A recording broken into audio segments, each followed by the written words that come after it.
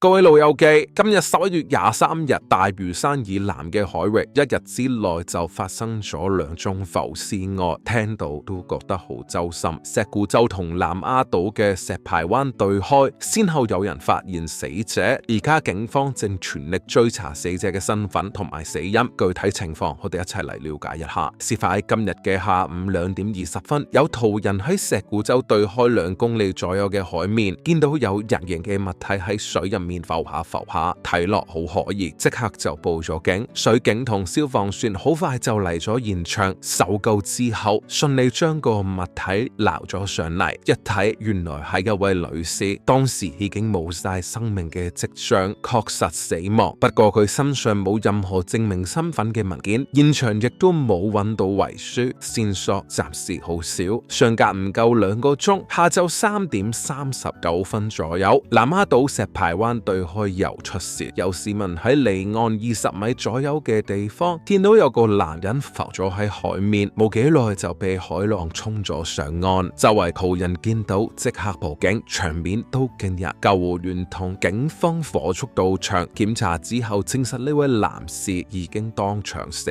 亡。同之前嗰位女士一樣，佢身上亦都冇身份證明文件，亦都冇遺書留下。2宗案件情況都幾相似。而家警方已經將2宗案件都列作屍體發現，交俾負責嘅刑事調查隊跟進。主要都有2個調查嘅方案，第一就係透過指紋做比對，查一查失蹤人口記錄等嘅方法，盡快搞清楚2位死者嘅身份。第二就係安排法醫去驗屍，確定具體嘅死因，睇下到底係意外、自殺定係有其他唔明嘅原因。而我哋亦都在此喺呢度呼籲，如果有身邊有親友近期失蹤，或者係對呢2宗案有任何嘅線索，千祈要盡快聯絡負責嘅部門，幫警方早啲查明真相，亦都可以令死者早日翻屋企，俾屋企人有一個交代。另外都想提一提大家，海上活動始終有風險，無論係海上翻工嘅朋友，定係去海邊玩，一定要做好